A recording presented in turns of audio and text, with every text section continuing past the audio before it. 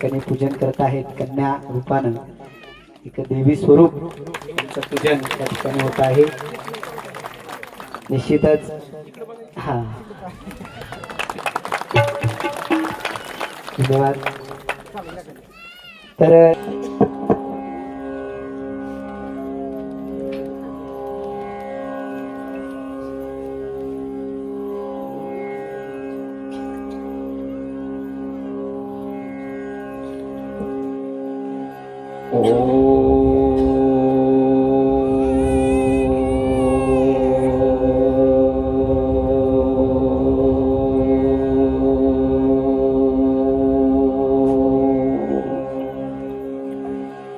जेथे कीर्तनाची जागा तेथे पांडुरंग उभा। ज्या ठिकाणी कथा असेल, कीर्तन असेल, प्रवचन असेल, सत्कर्म असेल, दानधर्म असेल, भगवंताचं पावन पवित्र मंदिर असेल किंवा देवी देवतांचं मंदिर असेल तर अशा ठिकाणी परमात्मा राहतात, भगवंत राहतात, देवी देवता राहतात। याचा अर्थ की इतर ठिकाणी भगवंत देवी देवता राहतच नाही असं नाही। निर्गुण निराकार रूपानं परमात्मा तर सर्व ठिकाणी व्याप्त आहे। जळे स्थळे काष्टी पाशानी अवघा भरला चक्र पाणी। यत्र यत्र स्तो देवा सर्व व्यापी महेश्वरा। निर्गुण निराकार रूपानं परमात्मा सर्व ठिकाणी व्याप्त असले तरी देखील आता सांगितलं की ज्या ठिकाणी कथा असेल, कीर्तन असेल, प्रवचन असेल, सत्कर्म असेल, दानधर्म असेल, भगवंताचं पावन पवित्र मंदिर असेल, देवी देवतांचं मंदिर असेल तर अशा ठिकाणी ईश्वराची एक विशेष ईश्वरी शक्ती विराजमान असते। म्हणून प्रत्येकानंच अशा ठिकाणी गेलं पाहिजे आणि त्या ठिकाणी जी दैवी शक्ती असते तर ती आत्मसात केली पाहिजे, जेणेकरून एक जन्म नव्हे तर कित्येक जन्म त्या शक्तीचा आपल्या जीवनामध्ये आपल्याला खूप चांगला लाभ झाल्याशिवाय राहणार नाही। म्हणून अशी दैवी शक्ती जर आपल्याला प्राप्त करायची असेल तर त्याच्यासाठी एक साधा आणि सोपा उपाय म्हणजे ओंकार प्राणायाम। ओंकार प्राणायाम म्हणजे जो शांत बसतो, दीर्घ श्वास घेतो आणि अशी भावना करतो की या वातावरणामध्ये, या भूमीमध्ये, या ब्रह्मांडामध्ये ईश्वराची जे विशेष ईश्वरी शक्ती विराजमान आहे। श्वास घेताना माझ्या रोमरोमामध्ये प्रविष्ट होते आणि श्वास सोडताना माझ्यामधले विकार, दुर्गुण, दुराचाराची भावना, व्यसनाची भावना सर्व निवृत्त होते। दृढ श्रद्धा, भावना, विश्वास ठेवून ओंकार प्राणायाम केला तर त्याला अनुभूती येते की खरोखरच माझं मन शांत होते, पवित्र होते। त्याची प्रत्यक्ष अनुभूती घेण्यासाठी प्रत्येकानंच असं शांत बसायचंय, सरळ बसायचंय, एक दीर्घ श्वास घ्यायचाय आणि ओंकाराचं उच्चारण करायचंय।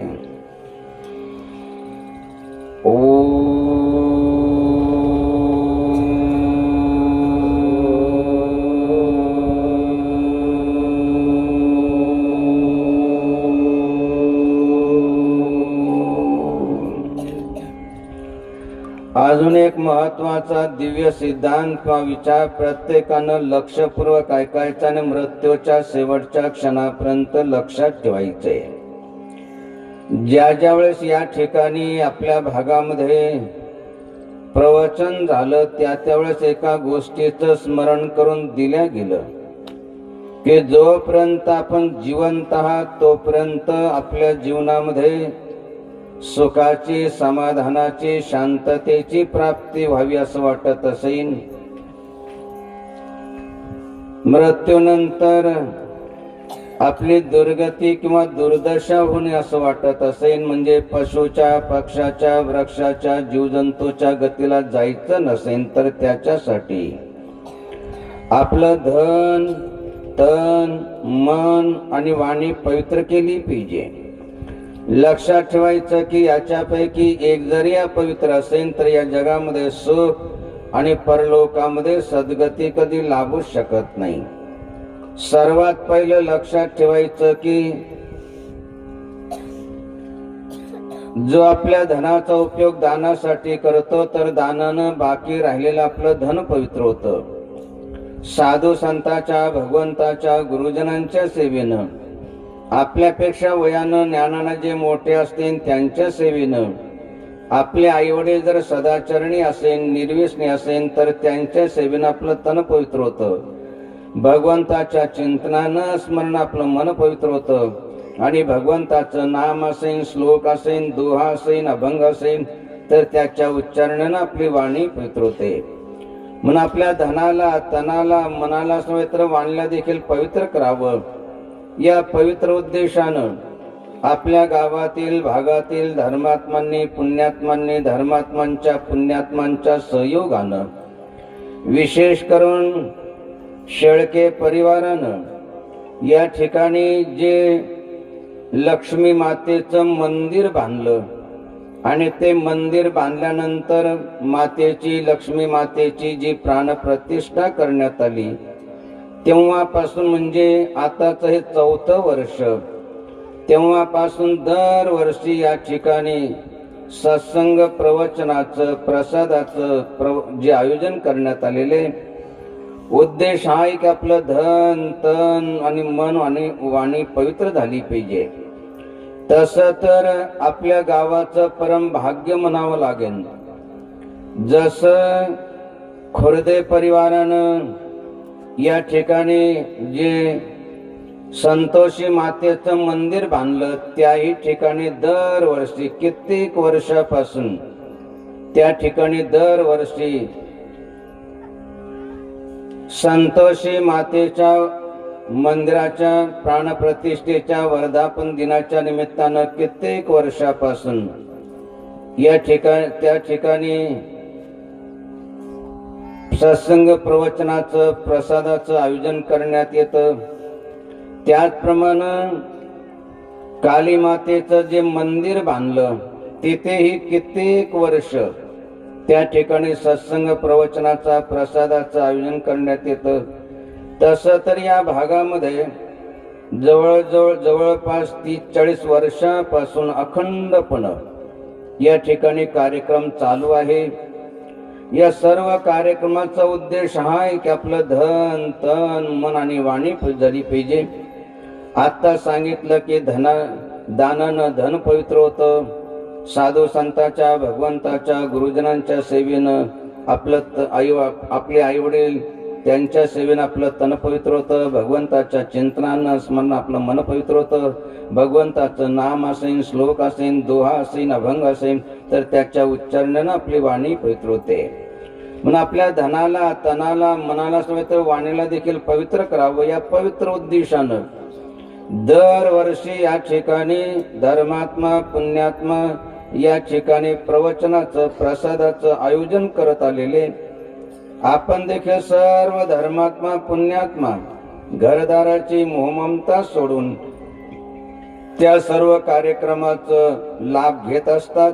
आणि आज या ठिकाणी विशेष करून शेळके परिवारानं धर्मात्मांच्या, पुण्यात्मांच्या सहयोगातून या ठिकाणी दरवर्षाप्रमाणे याही वर्षी लक्ष्मी मातेच्या मूर्तीच्या प्राणप्रतिष्ठेच्या निमित्तानं या ठिकाणी जे प्रसादाचं, प्रवचनाचं आयोजन करण्यात आले.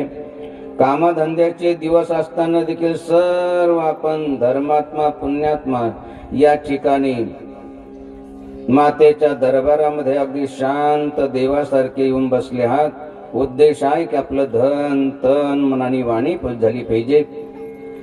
त्याचप्रमाणे या ठिकाणी आपल्या सर्वांना दर्शन देण्यासाठी दर्शन को तो साधु हो, सुमिरन को गुरुनाम, तरणे को आधीनता, डुबने को अभिमान, अशा प्रकारे या ठिकाणी आपल्या भागातील सर्व ठिकाणी कार्य करणारे असे दयानंद योगीराज दयानंदजी महाराज ज्यांचा सर्व आपल्याला परिचय आहे, त्याचप्रमाणे सर्वानंद सरस्वतीजी महाराज, काशीगिरीजी महाराजांच्या महानिर्वाणानंतर धानोरा म्हणजे त्यांच्या जन्मगावी अनेक चांगल्या कार्यक्रमाचं आयोजन त्या ठिकाणी करत आहेत.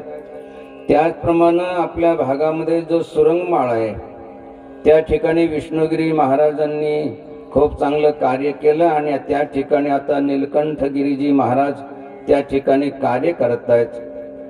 आपल्या सर्वांचे वाक्य संस्थान तर त्या ठिकाणी नारायणदेव बाबांनी जे कार्य केलं, आता त्यांचं कार्य नामदेव महाराज त्या ठिकाणी सांभाळतायत. अशा प्रकारे अनेक संतांची उपस्थिती या ठिकाणी लाभलेली आहे आणि आपण देखील सर्व धर्मात्मा पुण्यात्मा या ठिकाणी अगदी देवासारखे होऊन शांत बसले आहात. उद्देश आहे की आपलं धन तन मनाने वाणी झाली पाहिजे, म्हणून आपल्या धनाला तनाला मनाला पवित्र वाणीला देखील पवित्र करण्यासाठी प्रत्येकानं परत एकदा दीर्घ श्वास घ्यायचा आहे. त्याच्यानंतर ओंकाराचं उच्चारण करायचं आहे.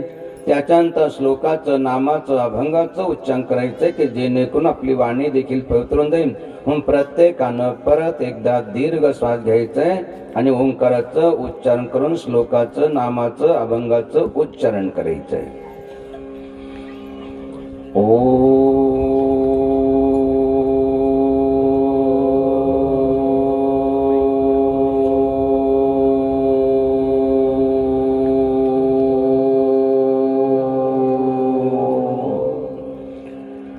जयंती मंगला काली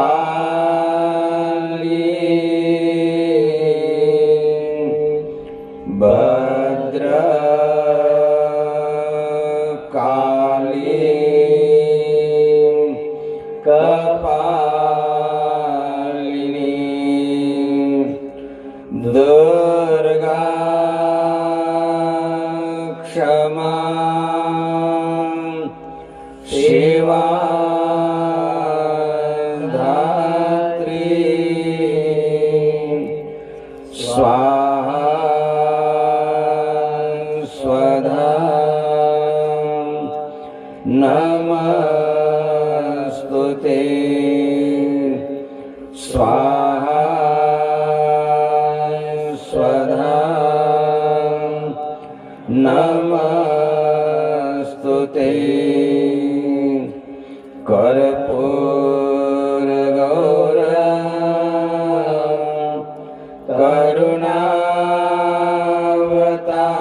करुणावतारम संसार सारम भुजगेन्द्रहारम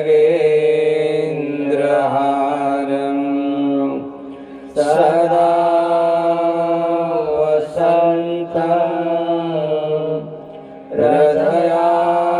हृदयारविन्दे भवं भवानी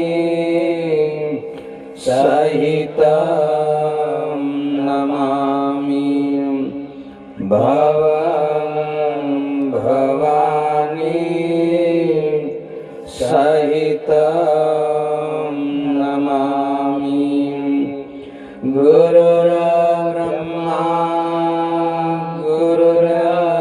गुरुर्विष्णु गुरुर्देवो महेश्वरा गुरुर्साक्षात् परब्रह्म तस्मै श्री गुरवे नमः तस्मै श्री गुरवे नमः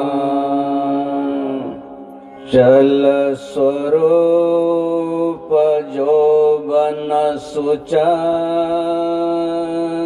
चल स्वरूप जोबन सुचाल चल स्वरूप जोबन सुचाल चल स्वरूप जोबन सुचाल चल वैभव चल दे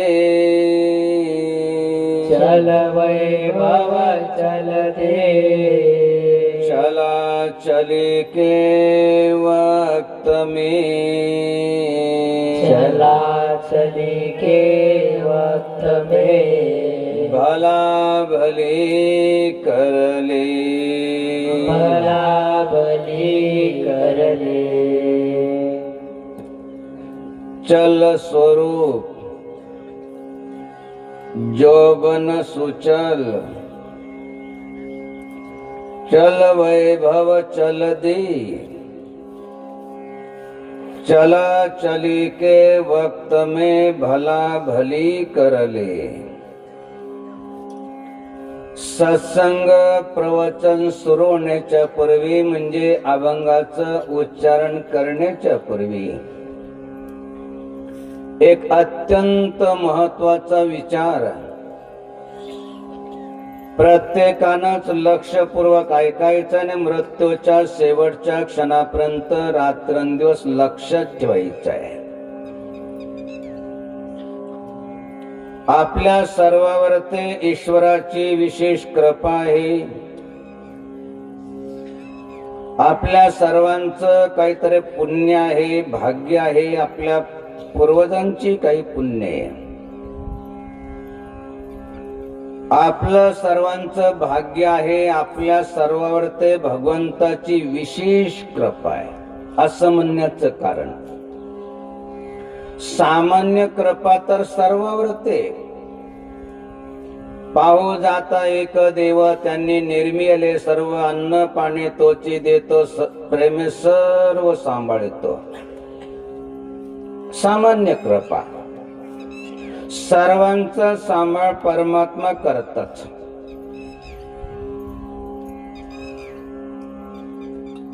जन्माला यायच्या पूर्वी आईजवळ सर्वांसाठी दुधाची व्यवस्था करून ठेवतात. चोंच निर्माण होण्याच्या पूर्वी चाऱ्याची व्यवस्था त्या परमात्म्यानं केलेली असते. सामान्य कृपा. परंतु आपल्यावर ते विशेष कृपा भगवंताची असं म्हणण्याचं कारण या विश्वामध्ये सर्वात दुर्लभ कोणता देह असेल तर दुर्लभ हो मानुष्यो देहो. मानवाचा देह अत्यंत दुर्लभ आहे. भले तो श्रीमंताचा असो की गरीबाचा असो, राजाचा असो की भिकाऱ्याचा असो, पुरुषाचा असो की स्त्रीचा असो, मानवाचा देह अत्यंत दुर्लभ आहे. किती दुर्लभ आहे तर संत वर्णन करतात की स्वर्गी ते अमर इच्छिताती देवा मृत्यू लोकी व्हावा जन्मामा. स्वर्गस्थ देवता देखील इच्छा करतात की आम्हाला मृत्यू लोकामध्ये मानवाचा देह मिळाला पाहिजे. कशासाठी? खाण्यासाठी, पिण्यासाठी, झोपण्यासाठी, आपल्यासारखे 2-3 प्राणी उत्पन्न करून मरण्यासाठी किंवा भोग भोगण्यासाठी नाही. पशु पक्षी तर हेच करत राहतात, खातात पितात, काहींना जन्म देतात आणि एक दिवस मरून जातात. परंतु आपल्याला जो एक मानव एक देह दिलेला आहे दुर्लभ अशा प्रकारचा, कशासाठी? नर करणी करतो नारायण बने, नारी करणी करतो लक्ष्मी बने. स्त्रियांनी जर चांगलं कर्म केलं तर स्त्रिया देवी होतात. पुरुषांनी चांगलं कर्म केलं तर पुरुष देवता होतात. अनेकांचा अनुभव आहे. देव पाहावयासी गेलो तेथे देव चुंटेलो, पाहावयासी गेलो देव तेथे मी स्वयमेव. सांगायचं तात्पर्य की देवी देवता होण्याचा अधिकार ज्या देहाला आहे तो देह ज्याची इच्छा स्वर्गस्थ देवता देखील इच्छा करतात. सर्व भोगैश्वर्याचे साधन सोडून या मृत्यू लोकामध्ये किंवा कर्मभूमीमध्ये येण्याची इच्छा करतात, जन्म धारण करण्याची इच्छा करतात. या मृत्यू लोकामध्ये ज्याचा जन्म होतो किंवा कर्मभूमीमध्ये ज्याचा जन्म होतो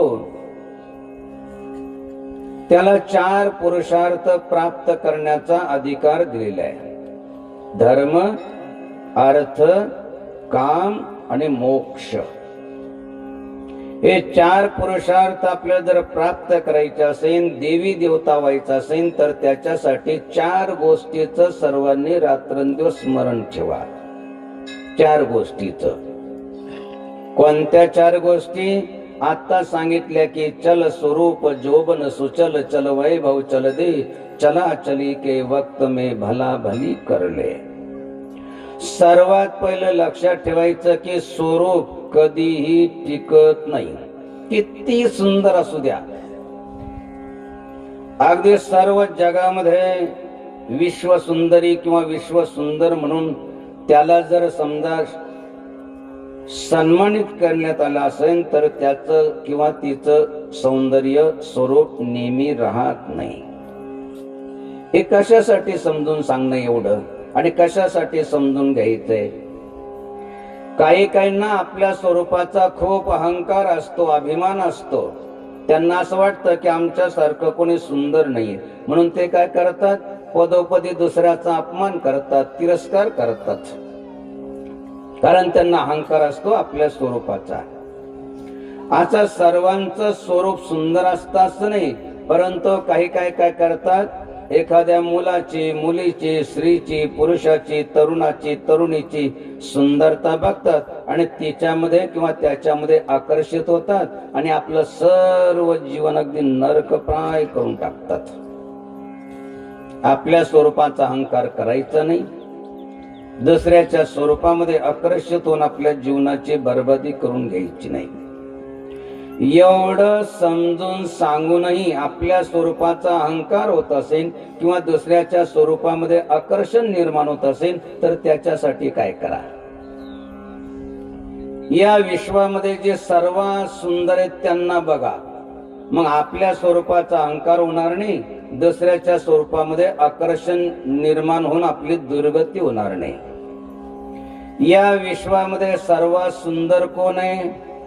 ज्यांनी बघितलं ते सांगतात, सुंदर ते ध्यान उभे विटेवरी कर कटावरी ठेवून या सत्यम शिवम सुंदरम. त्यांना बघा. मग आपल्या स्वरूपाचा अहंकार होणार नाही, दुसऱ्याच्या स्वरूपामध्ये आकर्षण निर्माण होणार नाही. देवी देवतांचं स्वरूप बघा, आपली दुर्गती टळून जाईल. सांगायचं तात्पर्य की स्वरूप मानवाचं, स्त्रीचं, पुरुषाचं कधी टिकत नाही. स्वरूपचा अहंकार करणं चांगलं नाही, दुसऱ्याच्या स्वरूपामध्ये आकर्षित होऊन आपल्या जीवनाची बरबादी करून घ्यायची नाही. सर्वात पहिलं लक्षात ठेवायचं. दुसरं लक्षात ठेवायचं, जोबन सुचल. तारुण्य सर्वांनाच मिळतं असं नाही, लहान लहान मुला मुलींना देखील माहित आहे. काही काही गर्भातच मरतात, काही जन्म झाल्यात मरून जातात, काही शाळेत जाण्याच्या पूर्वीच मरून जातात, काही शाळेत जाता जाता शिकता शिकता मरतात. तारुण्य सर्वांना प्राप्त होत असं नाही. झालं असेल ईश्वराच्या कृपेने तारुण्य तर काय करा? आई वडिलांची सेवा करा, जनता जनार्दनाची सेवा करा. धर्मरूपी धन, सेवा रूपी धन, भक्ती रूपी धन, सत्करूपी धन कमवून घ्या. अन्यथा तारुण्य चालल्या जाईल, वृद्धावस्था निर्माण होईल. मग दुसऱ्याची सेवा करणं तर काय, स्वतःचा देह देखील स्वतः कोण सांभाळल्या जाणार नाही. सांगायचं तात्पर्य की तारुण्य ज्याच्यामध्ये धर्मरूपी धन, सेवा रूपी धन, सत्करूपी धन कमवलं जातं, कमवून घ्या. अन्यथा तारुण्य चालल्या जाईल. तिसरं लक्षात ठेवा की चल वैभव. वैभव कुणाचंही टिकत नाही, किती वैभव असू द्या. हरिचंद्र तारा राणी, हरिचंद्र महाराज की जय हो, अन्नदाता की जय हो. असा जय जयकार करत चालायचे. एक दिवस त्या राजाच्या जीवनामध्ये असा प्रसंग आला. आपल्या गावामध्ये झोपडीमध्ये काय उघड्यावर ते एखाद्याचा संसार असेल, त्याच्या जीवनामध्ये जो प्रसंग नाही आला तो त्या राजाच्या जीवनामध्ये आला. वैभव राज्य चालल्या गेलं, अनेकांचं चालल्या जात, परंतु त्या राजावरती असा प्रसंग आला, स्वतःला विकावं लागलं, मुलाला विकावं लागलं, पत्नीला विकावं लागलं. असं आहे कोणी आपल्या गावामध्ये की ज्याला पत्नीला विकावं लागलं, मुलाला विकावं लागलं? राजा असून स्वतःला विकावं लागलं. डोंबाच्या घरी मुडद्यांचं कर वसूल करण्याचं काम त्या राजाला करावं लागलं. त्या राजाच्या जीवनामध्ये असा प्रसंग आला. आमच्या जीवनामध्ये तसा प्रसंग येणार नाही, अशा भ्रांतीमध्ये कोणीही राहू नये. जे वैभव धन मिळालं असेल तर त्याचा सदुपयोग करून घ्या. आई वडिलांच्या सेवेसाठी, जनता जनार्दनाच्या सेवेसाठी, काहीतरी सत्कर्मासाठी, पुण्यकर्मासाठी, दान धर्मासाठी त्याचा उपयोग करून घ्या. अन्यथा वैभव चालल्या जाईल. एकतर वैभव आपल्याला सोडून जाईल किंवा वैभवाला धनाला सोडून आपल्याला जावं लागेल निश्चित. आणि शेवटचं लक्षात ठेवा की चलदेह देह कुणाचा टिकत नाही. कोणी असो, प्रत्येकाच्या पाठीमाग मृत्यू लागलेला आहे. मृत्यू न म्हणे थोर थोर, मृत्यू न म्हणे हरिहर, मृत्यू न म्हणे अवतार भगवंताचे. आये असो जाएंगे राजा रंक फकीर, सर्वांनाच जावं लागतं, आपल्याला देखील जावं लागणार आहे. सांगायचं तात्पर्य की स्वरूप कृप्य चाललेले, तारुण्य वृद्धावस्थेकडे चाललेले. धन एक तर सोडून जाईन किंवा धनाला सोडून आपल्याला जावं लागेल. आणि प्रत्येकाचा मृत्यू क्षणाक्षणानं समीप येतोय. म्हणून आपला मृत्यू होण्याच्या पूर्वी आपण काय करा की आपल्या देहाचं काहीतरी सार्थक करून घ्या, हित करून घ्या. हित कशामध्ये? हित एकाच गोष्टीमध्ये. हित ते करावे देवाचे चिंतन करून या मन शुद्ध व्हावे. आपलं मन शुद्ध करा, भगवंताचं चिंतन स्मरण करा, चिंता सर्व सोडून द्या. रात्रंदिवस भगवंताचं चिंतन स्मरण करा.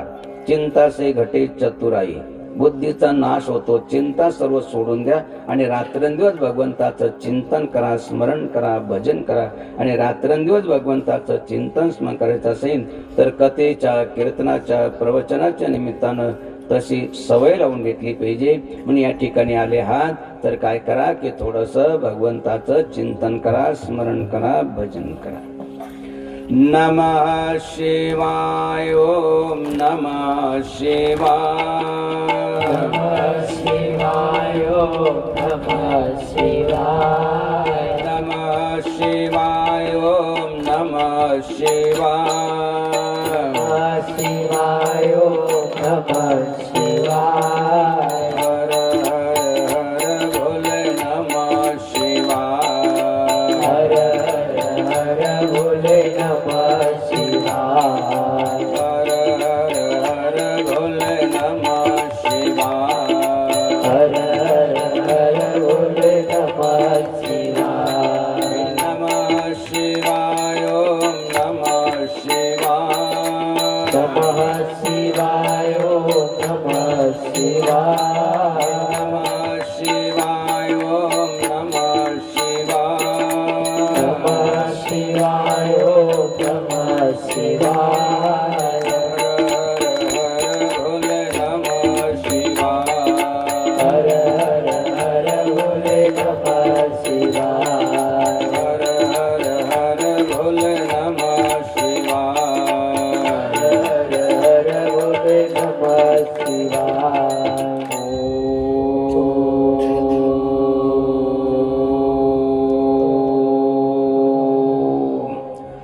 नमः पार्वती पते. हर हर महादेव. गोपाल कृष्ण भगवान की जय. श्री गुरुदेव दत्त. दत्त दत्त अलग निरंजन सद्गुरु जनार्दन स्वामी महाराज की जय। महामंडलेश्वर स्वामी भगवान बेलूर महाराज की जय।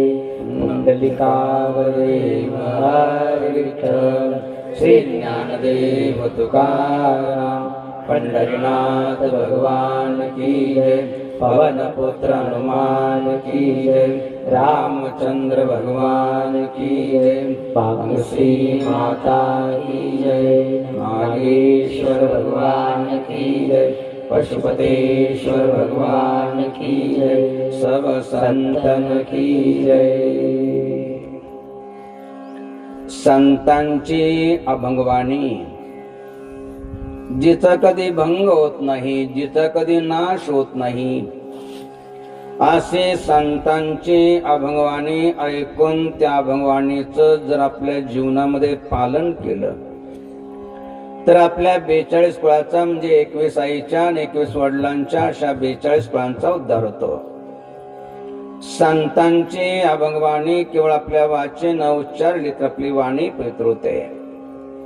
म्हणून आपल्या वाणीला पवित्र करण्यासाठी प्रत्येकानंच अभंगवाणीचं उच्चारण केलं पाहिजे आणि प्रत्येकालाच अभंगवाणीचं उच्चारण करता यावं आणि प्रत्येकाची वाणी पवित्र व्हावी या उद्देशानं अगदी साध्या सोप्या चालीमध्ये अगोदर आम्ही अभंग म्हणतो, नंतर प्रत्येकानंच अभंगाचं उच्चारण करायचं आहे। जोडोनिया धन उत्तम व्यवहारे। जोडोनिया धन उत्तम व्यवहारे। जोडोनिया धन उत्तम व्यवहारे। जोडोनिया धन उत्तम व्यवहारे। उदास विचारे वेत करी। उदास विचारे वेच करी। उदास विचारे वेच करी। उत्तमाची गती तो एक पावेल। उत्तमाची गती तो एक पावेल। उत्तमाची गती तो एक पावेल। उत्तमाची गती तो एक पावेल। उत्तम भोगील जीवकाने। उत्तम भोगील जीवकाने। उत्तम भोगील जीवकाने। पर उपकारे नेने पर निंदा। पर उपकारे निने पर निंदा। पर उपकारे नेने पर निंदा। पर उपकारी निने पर निंदा। परसिया सदा बहिणी माया। परसिया सदा बहिणी माया। परसिया सदा बहिणी माया। भूत दया गाई पशुचे पालन। भूत दया गाई पशुचे पालन। भूत दया गाई पशुचे पालन। भूत दया गाई पशुचे पालन। आदिल्या जीवन वना माझे। आदिल्या जीवन वना माझे। आदिल्या जीवन वना माझे। शांती रूपे नवे कोणाचा वाईट।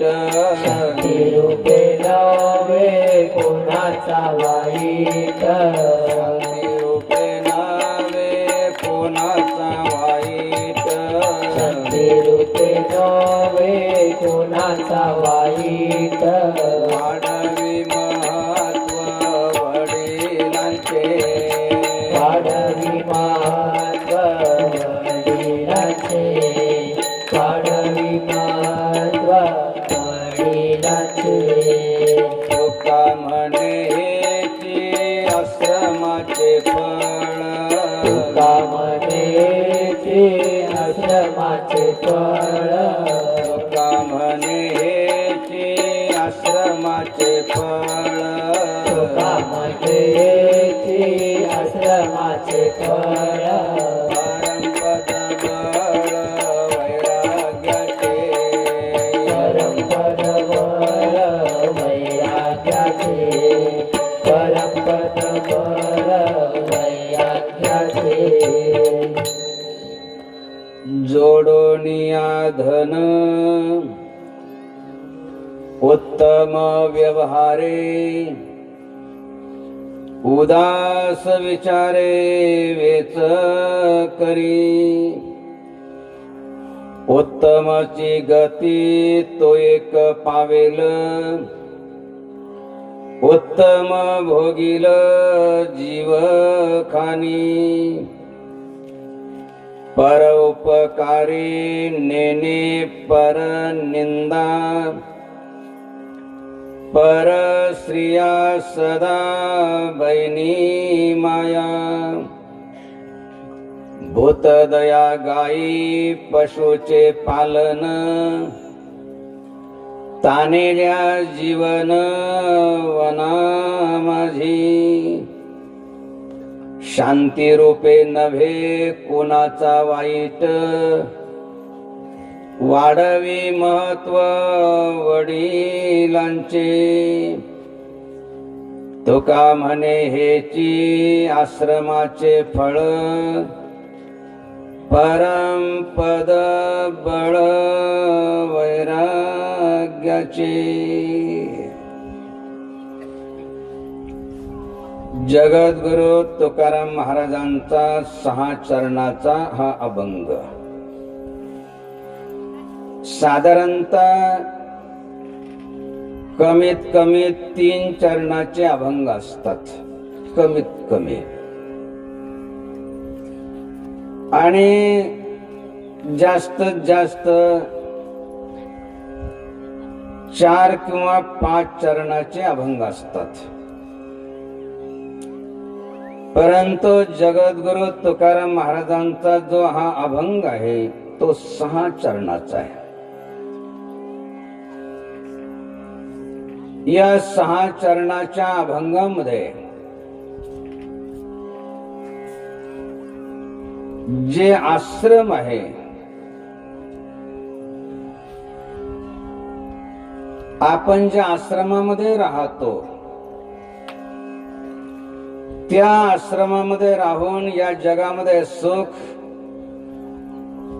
आणि परलोकामध्ये आपल्याला कशी सद्गती मिळेल याचं विस्तृत वर्णन या ठिकाणी करण्यात आलेलं आहे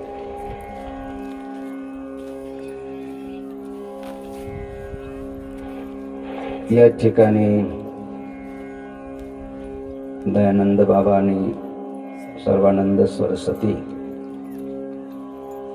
पुढील कार्यक्रम आहे त्याच्यामुळं त्यांना त्या कार्यक्रमामध्ये जायचंय तसं तर ते उठून चालले गेले असते तर कोणी काही म्हटलं नसतं परंतु मर्यादा संतांची यद्याचरति श्रेष्ठ तत्तदैव तरोजना सत प्रमाणम कृते लोकस्तदन वर्तते स्वाभाविक आहे आपला संसार किती मर्यादित आहे हम दोन हमारे दो त्याच्या पुढे जायला तयारच नाही परंतु संतांचा संसार हे विश्वची माझे घर ऐसी मती दयाची स्थिर किंबहुना चराचरी आपणच झाला जगाच्या कल्याणा संताच्या भोवती आणि त्याच्यामुळं संतांचं कार्य सर्व ठिकाणी चालू असतं कार्यक्रमाची व्यस्तता असली तरी परंतु या ठिकाणी हे सर्व महाराज आले सर्वांनी त्यांचे एकदा टाळ्या वाजवून धन्यवाद प्राप्त करायचे. इच्छा असते की संतांनी यावं, अपेक्षा असते दर्शनाची. दर्शन को तो साधु हो, सुमिरन को गुरुनाम, तरणे को अधीनता, डुबणे को अभिमान. संतांचं दर्शन व्हावं अशी अपेक्षा असते. या दृष्टीनं हे सर्व संत या ठिकाणी आले तर समजा पुढच्या कार्यक्रमाला आपण जाऊ शकतो.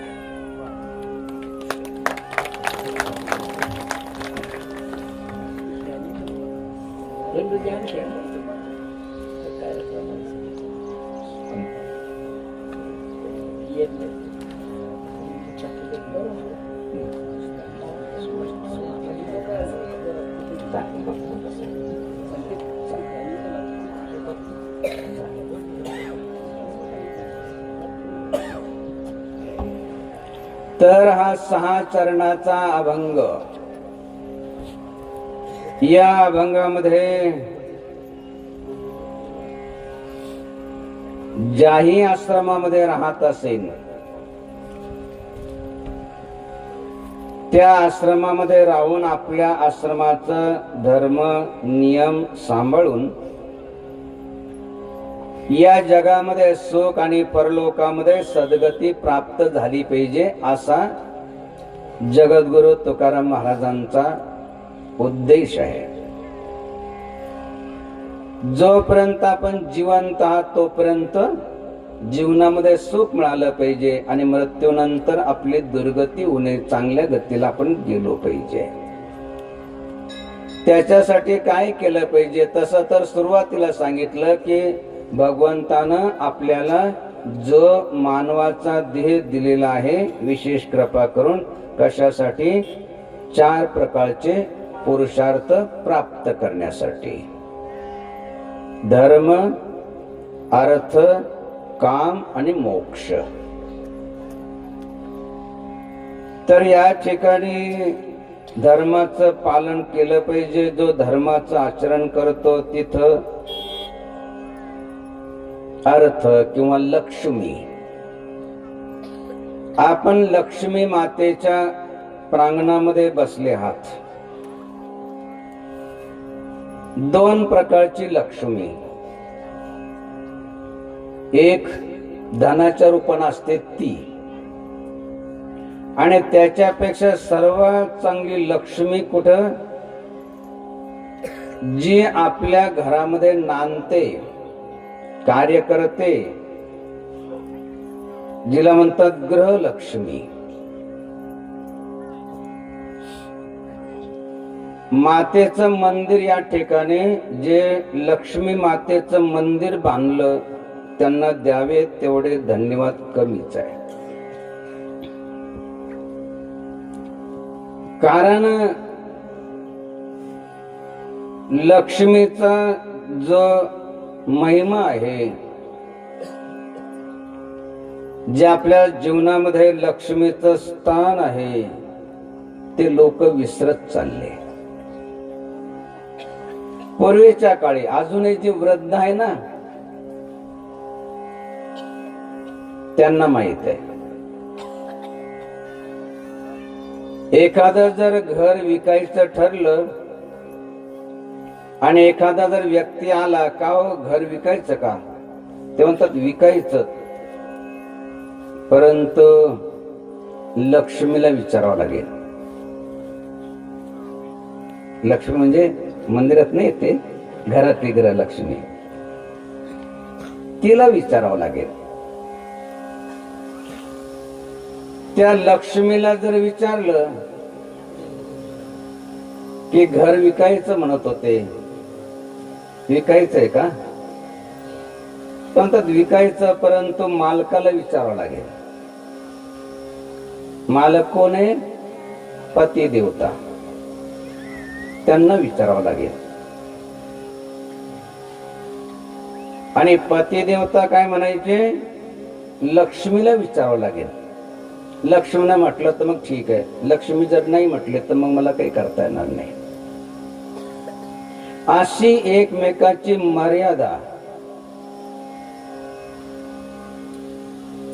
प्रत्येक घरामध्ये होती. काही काही ठिकाणी ती थोडीशी तुटत चालली.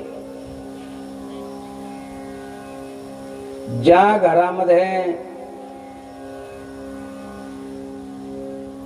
पती परमेश्वर मानलं जातं, बऱ्याचशा घरामध्ये आहे अजून, जसं नैवेद्य दिल्याशिवाय जेवण करत नाही, तसं पहिले पती परमात्मा त्यांना जेवण देतील आणि नंतर आपण खातील, नंतर आपण घेतात. शेवटी एक प्रसाद म्हणून त्या ग्रहण करतात. अशी ज्या ठिकाणी मर्यादा आहे तिथं सुख आहे, तिथं समाधान आहे, तिथं शांतता आहे, तिथं ग्रहलक्ष्मी ज्या ठिकाणी संतुष्ट असेल तर त्या ठिकाणी जी धनलक्ष्मी आहे किंवा जो दुसरा पुरुषार्थ आहे, अर्थ, त्या ठिकाणी राहतो. भले तो जास्त नसेल, कमी असेल, परंतु सुख आहे, समाधान आहे, शांतता आहे. म्हणून 4 प्रकारचे जे आश्रम आहे, ब्रह्मचर्य आश्रम, ग्रहस्थाश्रम, वानप्रस्थाश्रम आणि संन्यासाश्रम, 4च आश्रम आहे. तर या 4 आश्रमामध्ये जेही राहत असेल, त्यांचं नियम पालन करत असेल, शेवटच्या चरणामध्ये जसं सांगितलं की तुका म्हणे ह्याची आश्रमाचे फळ आणि परमपद बळ वैराग्याचे. परमपदाला, भगवंताच्या गतीला जातात. तर त्याच्यासाठी आपण काय करा? आपल्याला जर परमपदाला, चांगल्या गतीला जायचं असेल तर काय करा?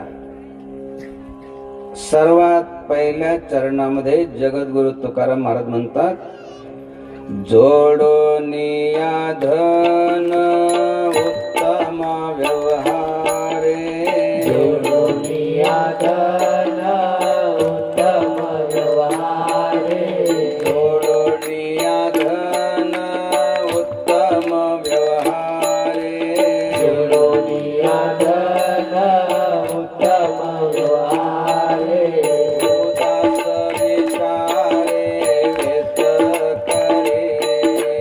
उदास विचारे वेच करिये, उदास विचारे वेच करिये.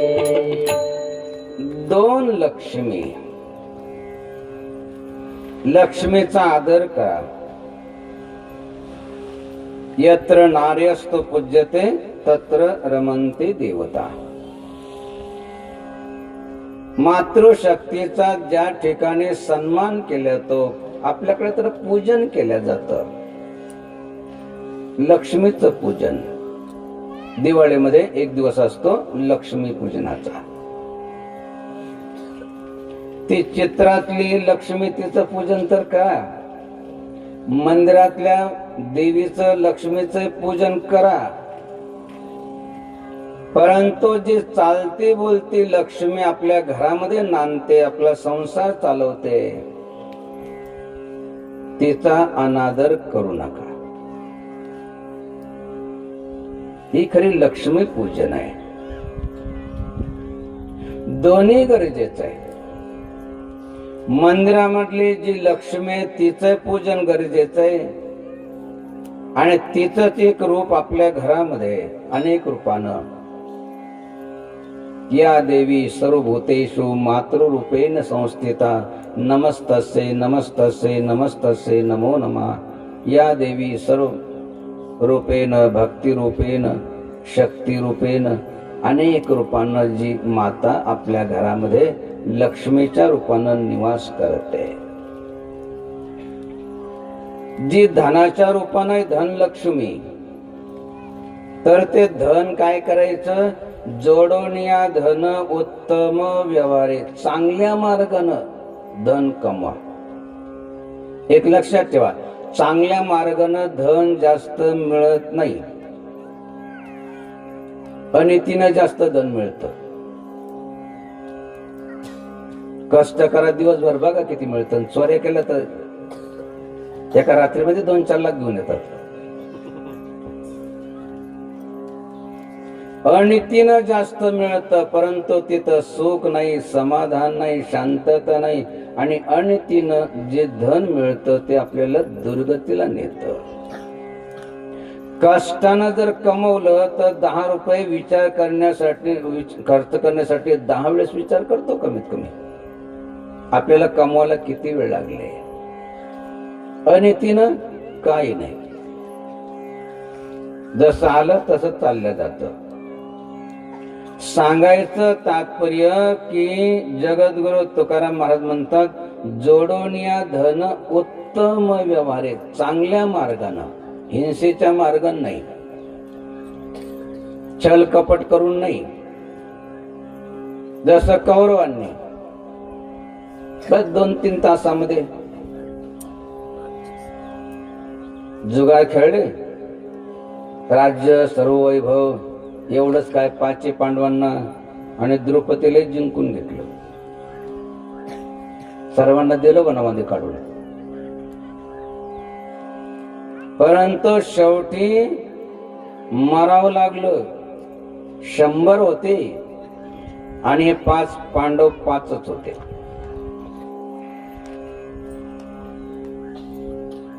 100 होते तरी मेले. त्यांच्या पक्षाला किती? भीष्माचार्यासारखे इच्छामरणी, अश्वत्थाम्यासारखा चिरंजीवी, ज्याला मृत्यूच नाही, सृष्टीला पात. त्यांच्याकडे शस्त्र, अस्त्र, ब्रह्मास्त्र सर्व होत, परंतु ते तर मेले, अनेकांना घेऊन मेले. कारण त्यांनी जे धन कमवलं ते अनितीनं कमवलं. म्हणून आपण काय करा, जोडून या धन उत्तम व्यवहारे, चांगल्या मार्गानं धन कमवा, कष्टानं धन कमवा.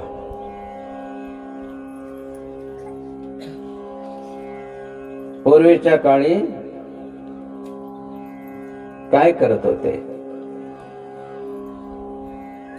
प्रत्येकाला कष्ट करावं लावायचं, कारण कर्मभूमी आहे.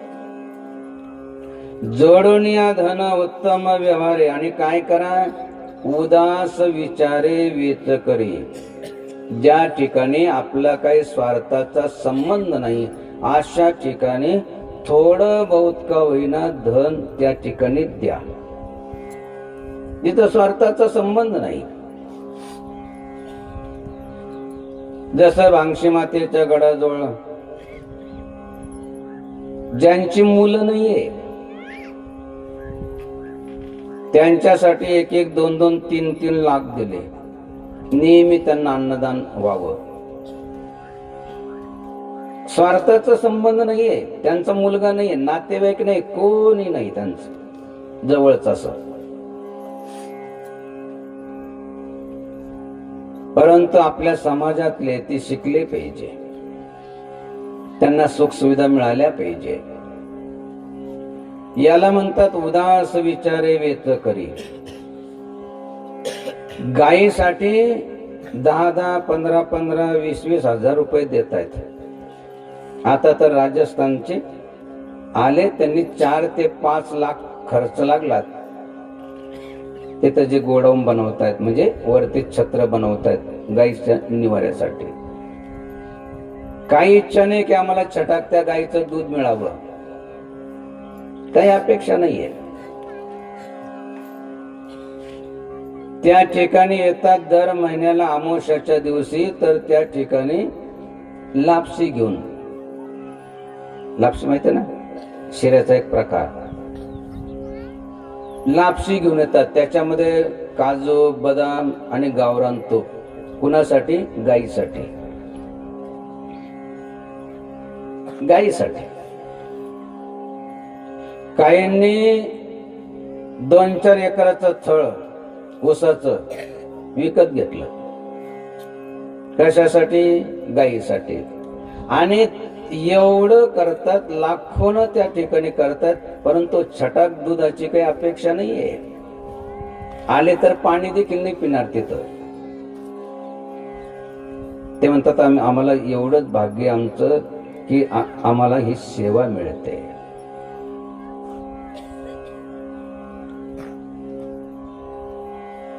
ते म्हणतात आमचं भाग्य आहे, आम्हाला गायींची सेवा मिळते. ज्या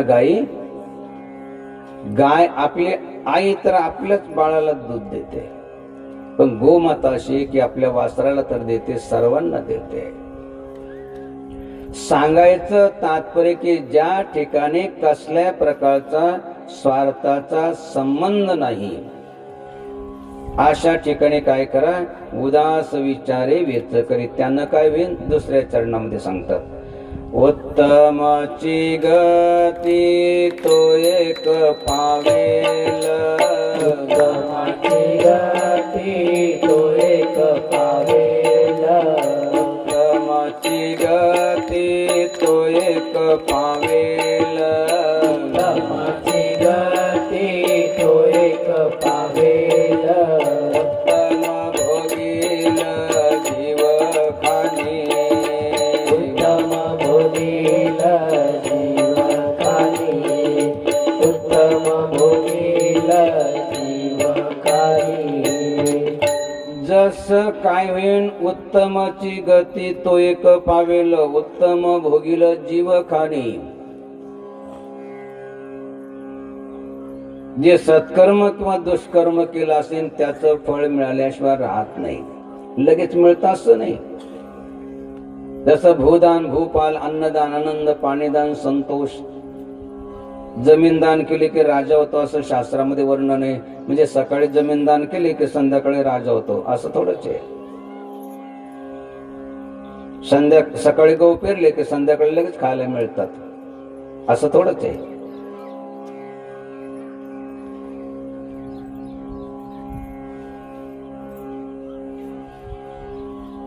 आज आंब्याची कोय लावली की 2-4 दिवसांनी लगेच आंबे खायला मिळतात असं नाही. परंतु काय करा,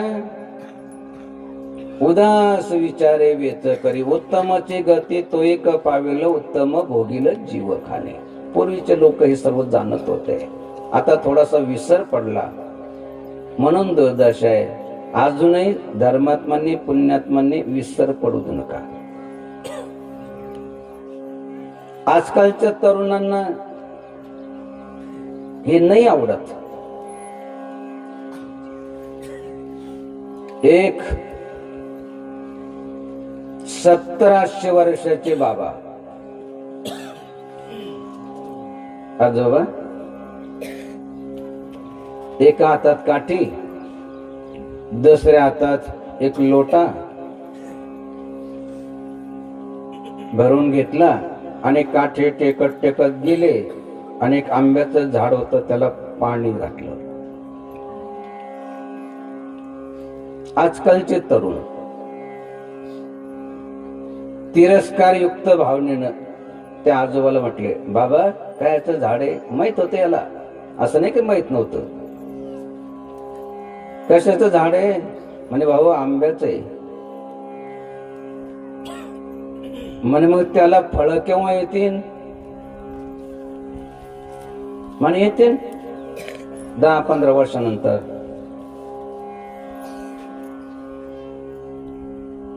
म्हणे मग तोपर्यंत तुम्ही जिवंत राहणार आहे का? तर म्हणे भाऊ क्षणाचा भरोसा नाहीये, एवढे वर्ष मी थोडंच जगणार आहे. म्हणे मग त्या आंब्याला कायला पाणी घालून राहिलं त्या आंब्याला? तुम्हाला जर त्याचे खायला मिळणार नाही तर मग कशाला तिथं आंबे घालतात, आंब्यात पाणी घालतात? काय उत्तर दिलं त्या बाबांना? अहो मी जे आंबे खातोय ते दुसऱ्यानं लावले होते, त्याचे फळ मी आज खातोय. तेव्हा मी एखादं तरी झाड लावावं जेणेकरून त्याचे फळ दुसरे खातील, याच्यासाठी मी सर्व पाणी घालतोय त्याला. ही भावना होती, हा विश्वास होता. आणि म्हणून त्या काळामध्ये एवढे आंबे लावल्या जायचे, फळं लावल्या जायचे, झाडं लावल्या जायचे. मी कोणाच्या तरी लावलेल्या झाडाखाली बसतोय, सावली मला मिळते. मी एक झाड लावावं की जेणेकरून ज्याचे फळं, ज्याची सावली दुसऱ्याला मिळावी. उदास विचारे वेच करी. स्वार्थाची भावना नाही. मी कर्म करावं आणि त्याचं फळ दुसऱ्याला मिळावं. पण आज जे आंबे खातोय आपणच लावले होते थोडंच आहे, दुसरे कोणीतरी लावले होते, त्याचे फळ आपण खातोय. आपण एखादं झाड लावा जेणेकरून ते जे आपल्यावरती त्यांचं ऋण आहे तर दुसरे खातील तर त्यांचं ऋण थोडस कमी होईल. कृतज्ञ होऊ नका, कृतज्ञ व्हा. त्याच्यासाठी काय करा, जोडोनिया धन उत्तम व्यवहारे. जोडोनिया धन उत्तम व्यवहारे. जोडोनिया धन उत्तम व्यवहारे. जोडोनिया धन उत्तम व्यवहारे. उदास विचारे वेच करी. उदास विचारे वेच करी. उदास विचारे वेच करी. नीतीनं, न्यायानं, मर्यादेनं धन कमवून त्याच्यापैकी काही भाग सर्वच करा असं काही म्हणत नाही. शास्त्र तर तसं तिसरा भाग सांगतं. तिसरा भाग नाही जमला तर कमीत कमी 10वा भाग तरी आपण दान करा. त्यानं काय होईल, उत्तमची गती तो एक पावेल, उत्तम भोगील जीव खाणे.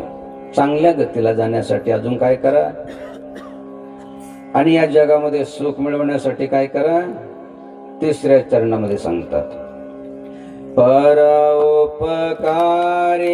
नेने परनिंदा. परोपकारी नेने परनिंदा. परोपकारी नेने परनिंदा. परोपकारी नेने परनिंदा. परस्त्रिया सदा बहिणी माया. परसिया सदा बहिणी माया. परसिया सदा बहिणी माया. परोपकार करा. आपल्यावरती अनेकांचे उपकार आहे. आपल्यावरती आई वडिलांचे उपकार आहे. आपल्यावरती गुरुजनांचे उपकार आहे. आपल्यावरती आपल्या समाजाचे उपकार आहे. आपल्यावरती भगवंताचे उपकार आहे. ज्या भगवंतानं आपल्याला मानवाचा देह दिला, एवढं चांगलं शरीर दिलं, किती उपकार आहे.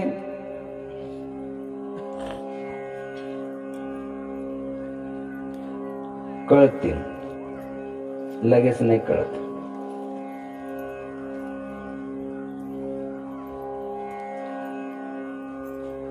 डोळ्यानं दिसेना असं झालं, कानानं ऐकेना असं झालं, एखादा पाय गेला, त्यावेळेस कळतं की देवानं किती दिलेले आपल्याला.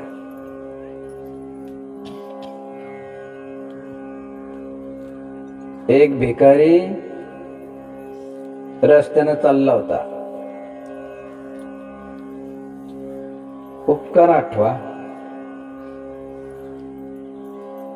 त्यांचं भजन करा, चिंतन करा.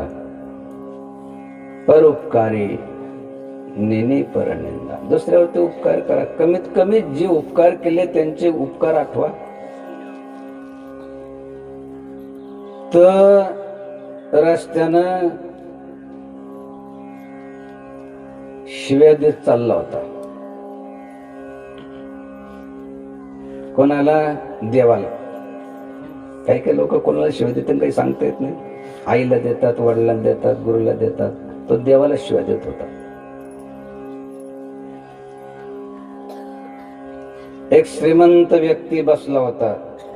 त्या व्यक्तीची खूप मोठा दरारा होता त्या गावामध्ये आणि त्या भिकाऱ्यालाही माहित होत.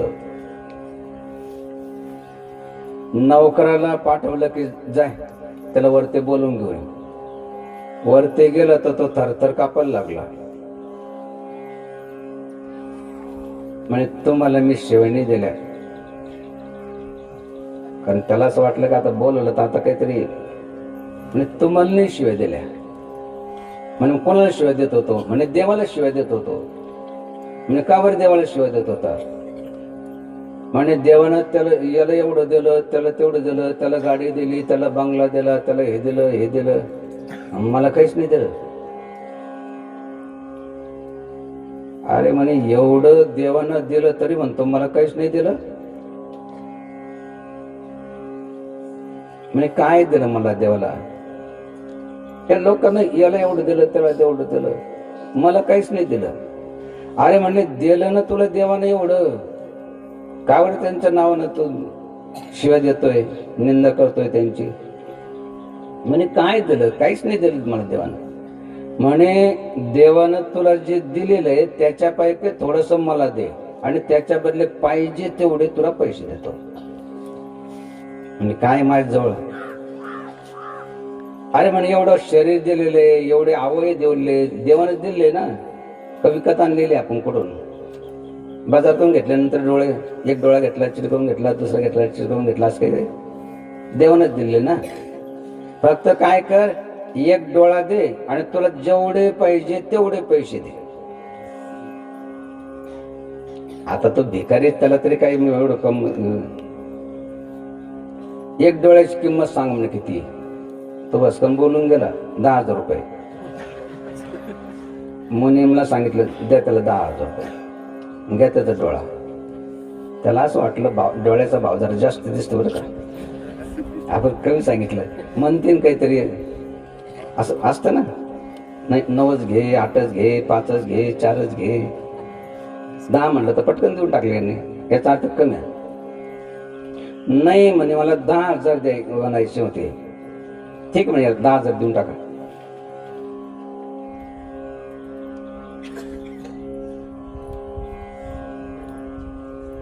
नाही म्हणे मला 10 लाख म्हणायचे होते.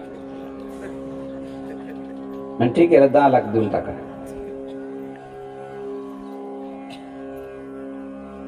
तो विचार करायला लागला डोळ्याचा भाव जरा जास्त दिसतो. तो थोडासा अंतर्मुख झाला. एका डोळ्याचे 10 लाख, 2 डोळ्याचे 20 लाख, कान राहिले, दात राहिले, एवढं मोठं.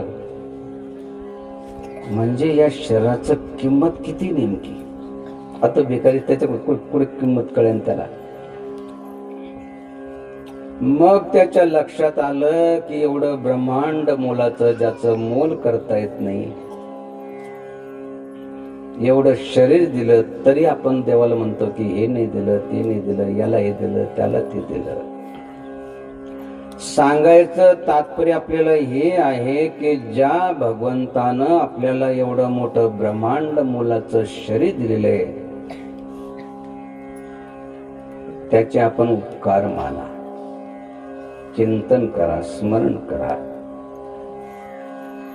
पर उपकारी नेने पर निंदा, पर उपकारी नेने पर निंदा, पर उपकारी नेने पर निंदा, पर उपकारी नेने पर निंदा, पर श्रिया सदा बैनी माया, पर श्रिया सदा बैनी माया, पर श्रिया सदा बैनी माया. पर उपकारी नेने पर निंदा. निंदा तर करू नका, परंतु निंदा ऐकू नका, निंदकाचे संगत धरू नका. निंदक एकही मत मिले, पापी मिले हजार. एक निंदक के शीस पर लाख पाप का भार. निंदक एकही मत मिले, पापी मिले हजार. हजारो पापी आपल्या जीवनामध्ये येऊ द्या, काही आपलं नुकसान होणार नाही. वाल्या कोळ्यानं एवढं महान पाप केलं, तरुण गेलं. म्हणजे पाप्याचा उद्धार होऊ शकतो जर त्यानं संताचं ऐकलं तर. जसं वाल्या कोळ्यानं ऐकलं, हे सर्व सोडून दिलं. मी मंत्र देतो, त्या मंत्राचं स्मरण करत बैस म्हटलं तर बसला. जोपर्यंत उठा म्हणायचं नाही, उठत म्हणत नाही तो उठायचं नाही. शरीरावर ते वारुळ झालं, अन्न नाही, पाणी नाही, लाकडासारखं शरीर झालं. वाळव्यांनी सर्व मांस खाऊन टाकलं, केवळ हलकं शिल्लक राहिले तरी प्राण नाही गेला. आले नारद मुनी, आवाज दिला आणि त्या वारुळामधून वाल्ल्याचे वाल्मिक ऋषी होऊन बाहेर आले. वाल्मिका उपदेशी नारद तो मुनी, वंद्य त्रिभुवनी झाला वाला. पापी ऐकतो पण निंदक नाही ऐकत. निंदक काही मत मिळे. त्याला जर म्हणलं चल प्रवचन, तिथं काय आहे ते काय सांगणार आहे, मला तर सर्व माहित आहे, कशाला जायचं तिथं, तर निंदा करत बसतो. निंदक काही मत मिले, पापी मिले हजार. एक निंदक के शीस पर लाख पाप का भार. परोपकारी नेने पर निंदा, आणि पर स्त्रिया सदा बहिणी माया. जशी आपली आई बहीण आपल्याला प्रिय आहे,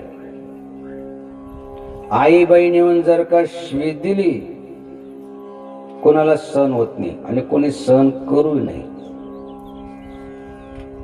जशी आपली बहीण आपल्याला प्रिय आहे, आपली आई आपल्याला प्रिय आहे, तशी ती देखील कुणाच्या तरी आई आहे, बहीण आहे.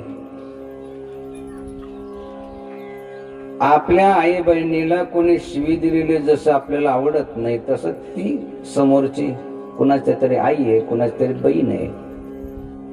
त्याच्यासाठी परस्त्रिया सदा बहिणी माया.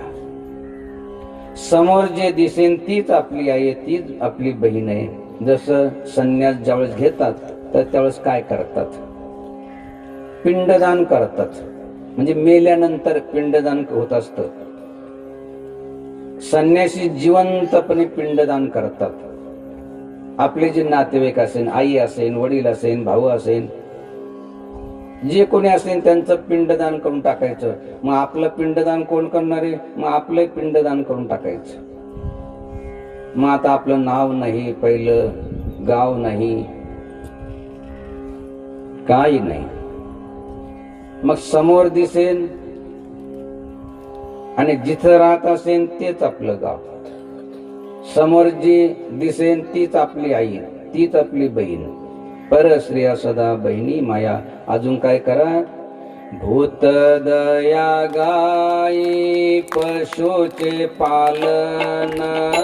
दया गाई पशुचे पालन. भूत दया गाई पशुचे पालन. दया गाई पशुचे पालन. कानिल्या जीवन वनामध्ये. कानेला जीवन वनामाधी. कानेला जीवन वनामाधी. भूत दया गाई पशुचे पालन. शब्दावरती लक्ष द्या त्यांच्या. भूत दया, भूत दया ठेवा, मग काय होऊ नये. प्रथमात साधन हिची असे. दया धर्म का मूल आहे. भूत दया गाई पशुचे पालन. गाय पशु नाहीये, गोमाता आहे. गीता केवळ पुस्तक नाही आहे, गीता माता आहे.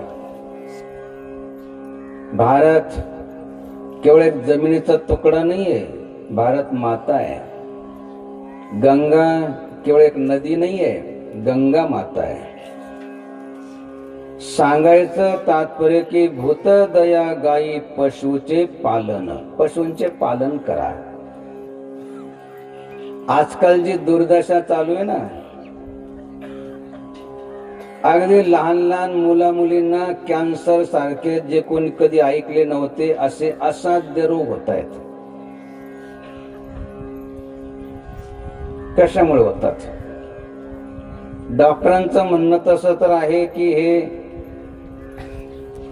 तंबाखूच्या सेवनानं होतात.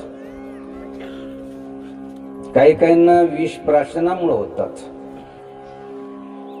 ते म्हणतात आम्ही कधी तंबाखू खात नाही, विष कधी प्राशन नाही केलं, तर हे आजार झाले. कस काय झाले? तर पहिले आपण बघितलं असेल, जे वृद्ध आहे त्यांना शेतामध्ये टाकायचं तर एकच आपल्याला माहित होतं, शेणखत. आता किती प्रकारचे खत आलेले.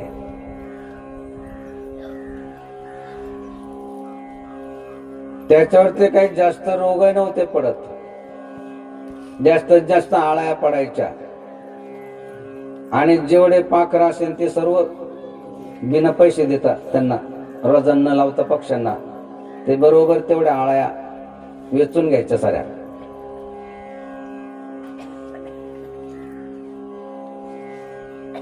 आता जे केमिकल आलेले आहे,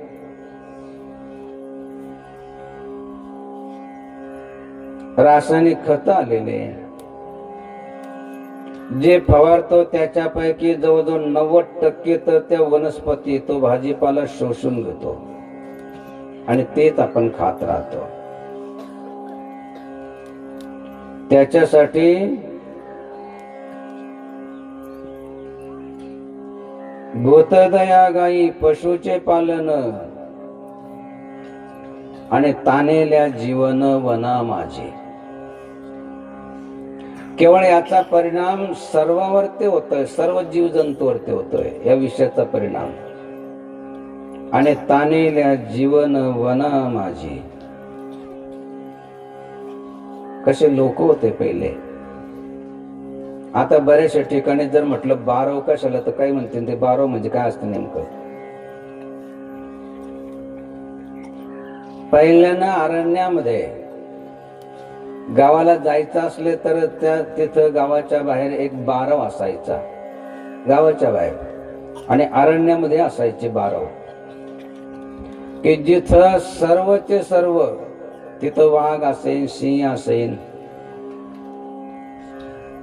त्यांना जंगलचा राजा सिंह, वनाचं रक्षण करायचं काम त्यांच्याकडे. कोणी चौकीदार नाही, कोणी नाही, काही नाही. आणि दहशत अशी असायची त्याची की ताकद नाही की कोणाची तिथं जाईन झाडं तोडेन. जंगल सर्व सुरक्षित होते. त्यांना पाणी पिण्याची व्यवस्था फक्त तेवढी करावी लागायची. त्याच्यासाठी वना माझी, तानेल्या जीवन वना माझी. ज्यांना तहान लागले, भोकेलेल्या जेवण, तहानेलेल्या पाणी, याची व्यवस्था सर्व करायची. करा. एक राजा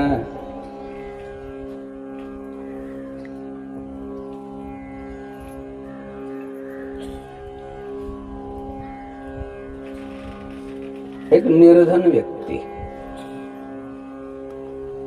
एका राज्यामध्ये गेला, वेशीमध्ये, आणि 10-15 सेवक त्या ठिकाणी आले पळत.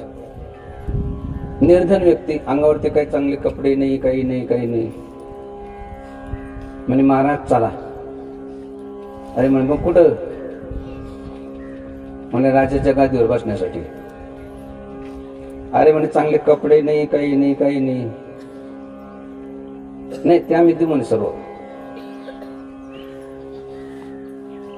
म्हणे राजाच्या गादीवर मला कावर बसवतायत, माझ्यामध्ये तशी पात्रता नाही, काही नाही, काही नाही. म्हणे आपला पहिला राज्य चालला गेला आणि आता राजा कोण बनवायचा तर त्यांनी सांगितलं की वेशी मध्ये या दिवशी जो कोणी दिसन त्याला राजा बनवून जायचं.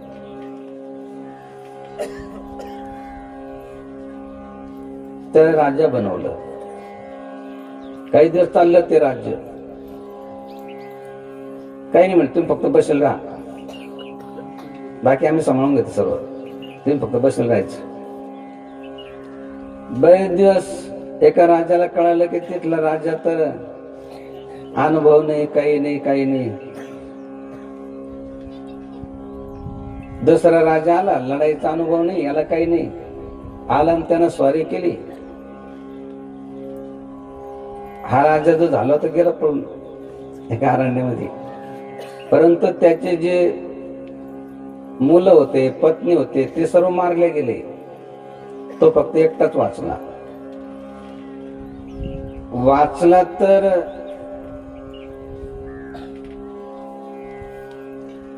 तिथे एक संत भेटले. म्हणजे महाराज, मी काही न प्रयास करता मला राज्य मिळालं, परंतु ते राज्य चालल्या गेलं, माझे मुलं पत्नी सर्व मेली. याचं कारण काय? म्हटलं तुला जे राज्य मिळालं ना त्याचं कारण, अरण्यामध्ये तो शिकार करत होता. म्हटले हो, शिकारीच होतो मी पहिले. म्हणजे काय करत होता, म्हणजे बस पशु पक्षी जे काही भेटले मारायचे आणि खायचे. परंतु एक दिवस एक संत आले, त्यांना खूप तहान लागली. तर तहान लागल्यानंतर त्यांनी विचारलं की बाबा रे, पाणी कुठे मिळेल? म्हणून सांगितलं की ते झाड आहे, त्या झाडाजवळ पाणी आहे. बोटानं दाखवलं, तिथे गेलंही नाही. ते संत पाणी प्यायले आणि अगदी तृप्त झाले. तहान लागल्यानंतर काय होतं, ज्याला तहान लागते त्यालाच कळतं. मरू पर मागू नये अपने तन की काज, मरून जाऊ आपण तो आपल्या पोटासाठी काही मागू नये. पण एकदा मी मागितलं.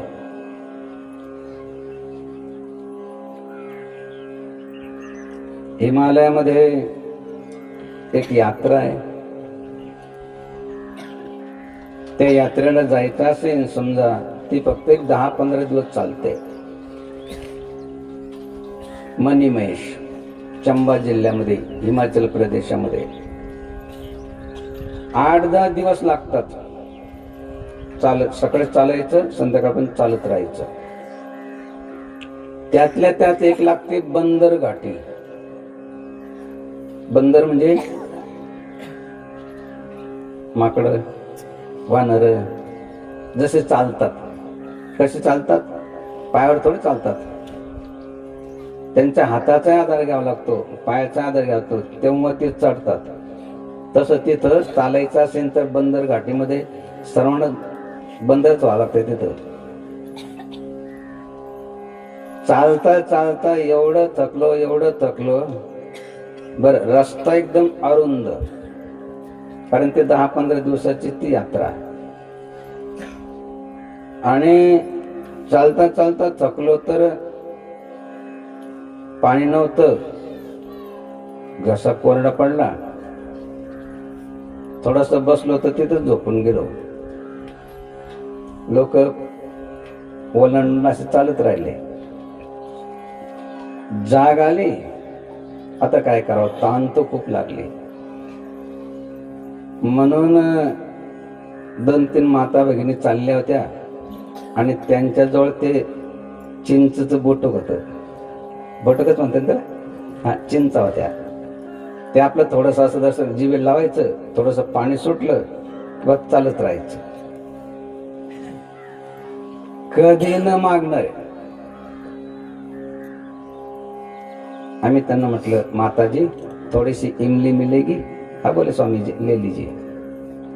एक बोट घेतलं ते आणि बस दर्शक झालं की थोडस लावायचं चालत राहायचं, लावायचं चालत राहायचं. सांगायचं तात्पर्य की तहान लागली, भूक लागली, काय होतं ते नाही सांगता येईल शब्दांना.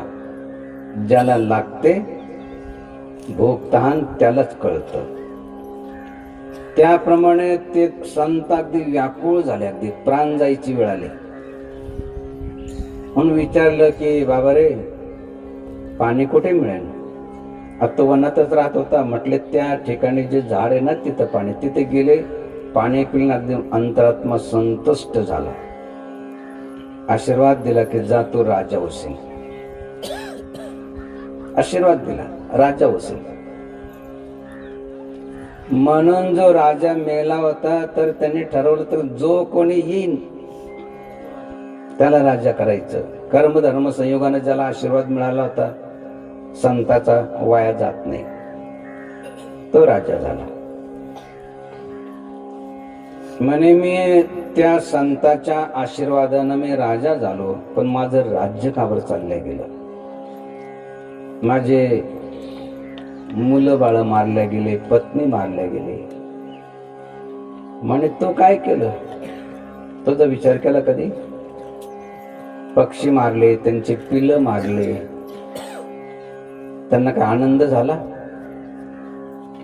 त्याच्यामुळं तो पक्ष्यांचे पिले मारले, पक्षी मारले, त्याच्यामुळं तुझे मुलं राहिले नाही, ते मारले गेले. सांगायचं तात्पर्य हे आहे की फक्त सांगितलं की महाराज तिथं पाणी आहे आणि ते पाणी पिले ते संत, तर त्या आशीर्वादानं तो राजा झाला. त्याच्यासाठी भूत दया गाई पशुचे पालन, दया गाई पशुचे पालन, भूत दया गाई पशुचे पालन, दया गाई पशुचे पालन, राणीच्या जीवन मना माझे, राणीला जीवन मना माझी, राणीला जीवन मना माझी. ज्यावेळेस निपट निरंजनला आश्रम आहे त्या आश्रमामध्ये राहत होतो. पंडित जवाहरलाल नेहरू कॉलेजला जात होतो. बस सकाळी काम करायचं. थोडस दूर विहीर होती, तिथून पाणी समोर जाणारे येणारे तिथं रांजण भरून ठेवायचं. आणि बऱ्याचशा माता भगिनी पुरुष मंडळी डोंगरात जायचे, सरपण घेऊन यायचे. ती एवढी तहान लागायची तर ते पाणी प्यायचे. आज जे आहे अनेक प्रकारचं अन्नदान असेल, पाणीदान असेल, साधू संतांची सेवा असेल, याचं हे फळ आहे. आपल्याला ते मिळेल, परंतु त्याच्यासाठी काय करा? भूतदया गाई पशुचे पालन, तानेल्या जीवन वना माझी. शांती रूपे नव्हे कोणाचा वाईट, कोणाचं वाईट केलं आपलं वाईट झाल्याशिवाय राहत. त्यानं पाण्याचा रस्ता दाखवला, त्याच्यामुळे तो राजा झाला. परंतु जे पशु पक्ष्यांचे पिले मारले, पशु मारले, त्याच्यामुळं त्याचे सर्व पत्नी मुलं सर्व मारल्या गेले. शांती रूपे नव्हे कोणाचा वाईट, आणि वाढवी महत्व वडिलांचे. आपल्या गुरुचा, आपल्या आईचा, आपल्या वडिलांचा आपण महिमा वाढवला पाहिजे. नाही महिमा वाढवता आला तर नका वाढवू, परंतु कमीत कमी आपल्यामुळं त्यांची बदनामी होता कामा नये, त्यांची निंदा होता कामा नये, त्यांची निंदा ऐकता कामा नये. शांती रूपे नव्हे कोणाचा वाईट, वाढवी महत्व वडिलांचे. सांगायचं तात्पर्य, जेवढेही आश्रम असेल त्या आश्रमाचं तुका म्हणे हेची आश्रमाचे फळ, तुका म्हणे आश्रमाचे फळ, तुका म्हणे हेची आश्रमाचे फळ कामनेची आश्रमाचे फळ परमपद बळ वैराग्याचे परमपद बळ वैराग्याचे परमपद बळ वैराग्याचे एवढं कर्म आपल्या आश्रमामध्ये असलं पाहिजे. ज्याही आश्रमामध्ये आपण राहत असाल, ग्रस्त आश्रम, ब्रह्मचर्य आश्रम, ग्रस्त आश्रम, वानप्रस्थ आश्रम, संन्यास आश्रम, 4च आश्रम आहे.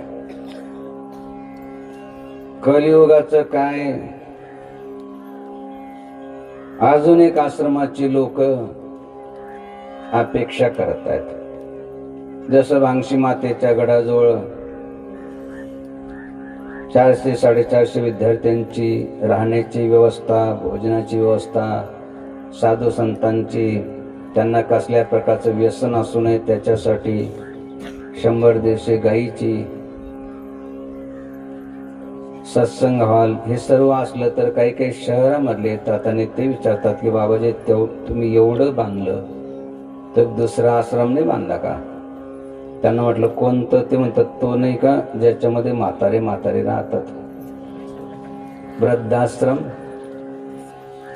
त्यांना विचारलं कायसाठी? ते म्हणतात आमचं म्हातारं म्हातारी ना, आई वडील देखील म्हणायला लाज वाटते काही काही ना, आमचं म्हातारं म्हातारी ना लयच कटकट करत, त्यांना आणून सोडलं असतं. आपण का थोडी कटकट केलेली आहे लहानपणी?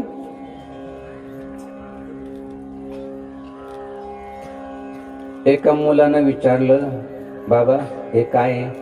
चिमणी भाऊ. बाबा याला काय म्हणतात? चिमणी म्हणतात भाऊ. ते उडून जाते येते, काय म्हणतात बाबा त्याला? चिमणी म्हणतात भाऊ. चिमणी म्हणतात का? हा चिमणी म्हणतात. चिमणीच म्हणता ना. जवळजवळ त्यांना त्या चिमणीसाठी 100 वेळेस विचारलं तरी बापानं त्याचं उत्तर देत गेलं. एक दिवस काहीतरी विचारलं, भाऊ चष्मा कुठे रे? आता ते ऐकायला नाही आलं. दुसऱ्या वेळेस भाऊ चष्मा कुठे? कान फाटले का तुमचे? ऐकायला नाही आलं? बापाच्या डोळ्यामध्ये अश्रू आले की 100 वेळेस त्यानं विचारलं तरी त्याला उत्तर दिलं नाही. एकदाच त्यानं विचारलं, दुसऱ्या वेळेस विचारलं तर तो सांगायचं तात्पर्य, कारण वृद्धावस्थेमध्ये सर्वच शक्ती क्षीण होत असते. ऐकण्याची, पाहण्याची, स्मरणशक्ती सर्वच कमी होते. त्याच्यासाठी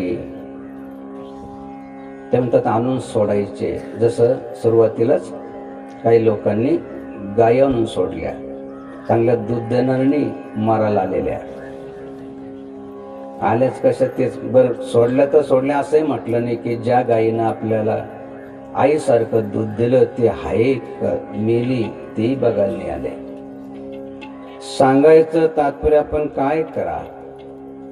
जोडवनिया धन उत्तम व्यवहारे, उदास विचारे वेच करी, उत्तमची गती तो एक पाविल, उत्तम भोगिल जीव खाणी, पर उपकारे नेने पर निंदा, पर स्त्रिया सदा बहिणी माया, भूत दया गाई पशुचे पालन, तानेल्या जीवन वना माझी, शांती रूपे नव्हे कोणाचा वाईट, वाढवी महत्व वडिलांचे, तुका म्हणेची आश्रमाचे फळ, परमपद बळ वैराग्याचे.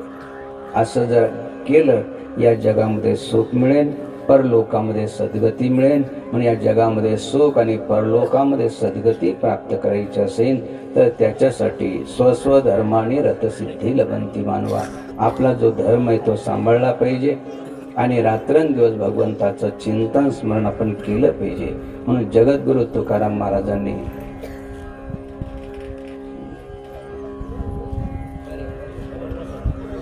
यावर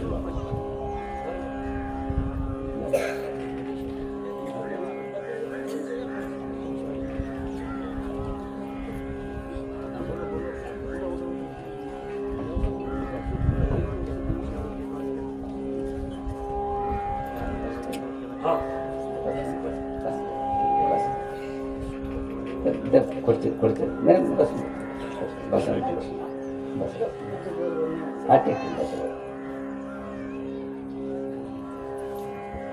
तर भगवंताकडे काय मागा. सुरुवातीला सांगितलं की चल स्वरूप जोबन सुचल चल वैभव चल दे चला चली के वक्त में भला भली करडे. एक दिवस धन आपल्याला सोडून चालल्या जाईल किंवा धनाला सोडून आपल्याला जावं लागेल. धन नेहमी राहत नाही, स्वरूप नेहमी राहत नाही. मग राहतं काय.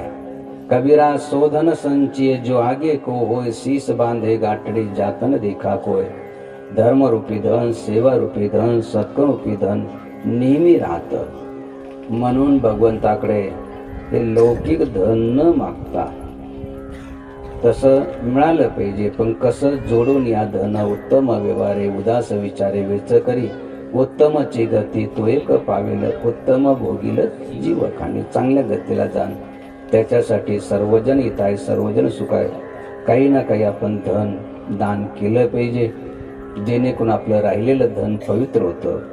तर त्याच्यासाठी धन कोणतं पाहिजे की कबीरा शोधन संचय जो आगे कोय.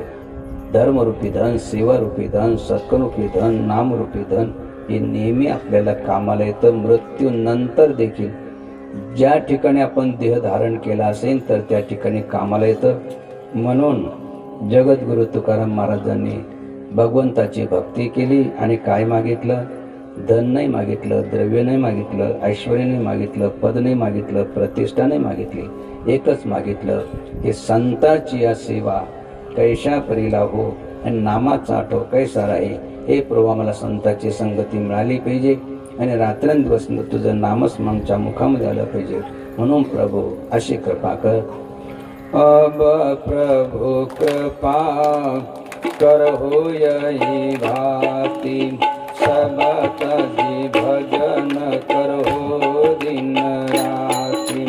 जयति शिवा शिव जानकी राम. जयति शिवा शिव जानकी राम. जयति शिवा शिव जानकी राम.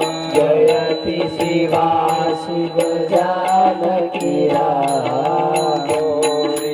शंकर सीताराम. गौरी शंकर सीताराम. जय रघुनंदन जय सिया राम.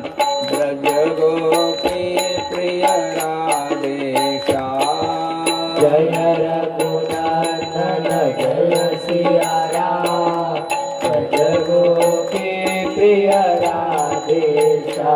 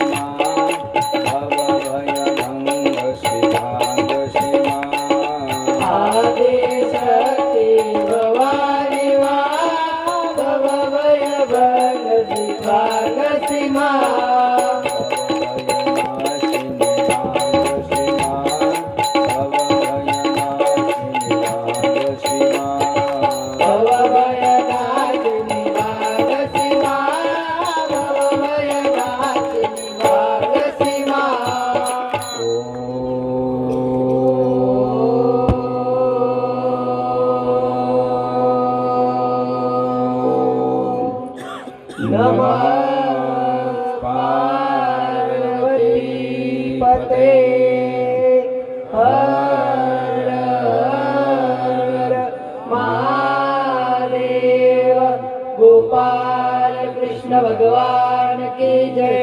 श्री गुरुदेव दत्त दत्त दत्त. अलख निरंजन सद्गुरु जनार्दन स्वामी महाराज की जय. महामंडलेश्वर स्वामी परमानंद गिरिजी महाराज की जय. पुंडलिका वरदेव हरी विठ्ठल. श्री ज्ञानदेव तुकाराम पंढरीनाथ भगवान की जय. पवन पुत्र हनुमान की जय. रामचंद्र भगवान की जय. भांगसी माता की जय. नागेश्वर भगवान की जय. पशुपतेश्वर भगवान की जय. सब संतन की जय. लक्ष्मी माता की जय. लक्ष्मी मातेच्या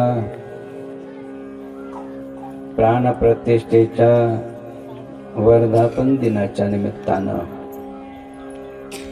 दरवर्षाप्रमाणे याही वर्षी कार्यक्रमाचं या ठिकाणी आयोजन करण्यात आलं. या वर्षीची विशेषता ही होती की अनेक संतांना आपण निमंत्रित केलं. ते सर्व संत आले आणि दुसऱ्या कार्यक्रमासाठी निघून गेले. स्वाभाविक आहे. आम्हाला एक कार्यक्रम आहे पण आम्हाला काही निघता नाही आलं.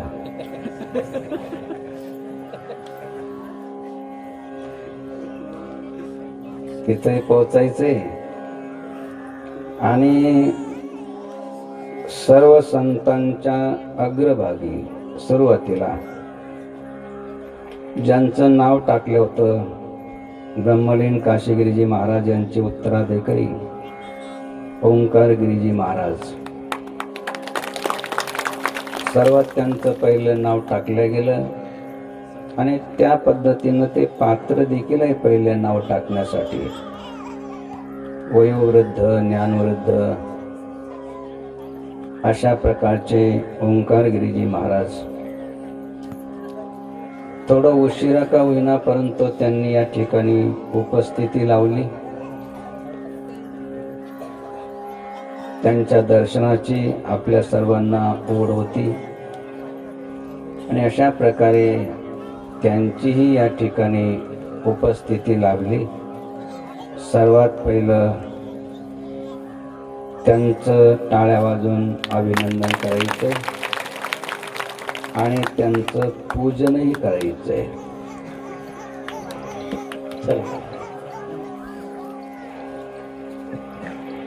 या ठिकाणी आत्ताच ओंकार गिरीजी महाराज यांचं आगमन झालंय. त्यांचं पूजन या ठिकाणी अर्जुन पाटील शेळके हे या ठिकाणी शाल श्रीफळ हात देऊन करतायत.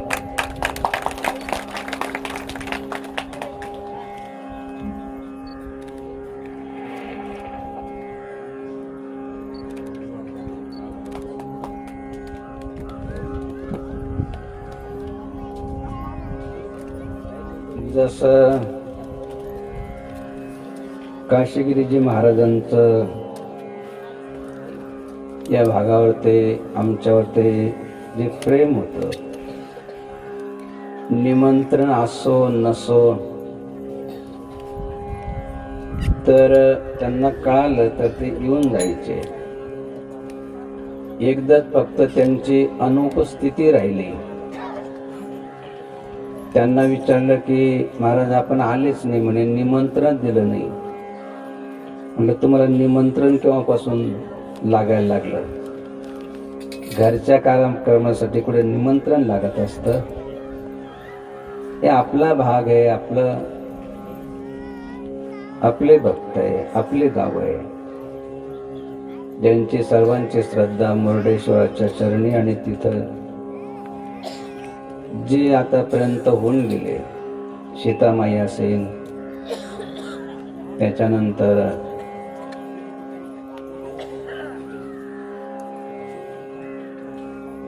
ज्यांनी तिथलं कार्य चालवलं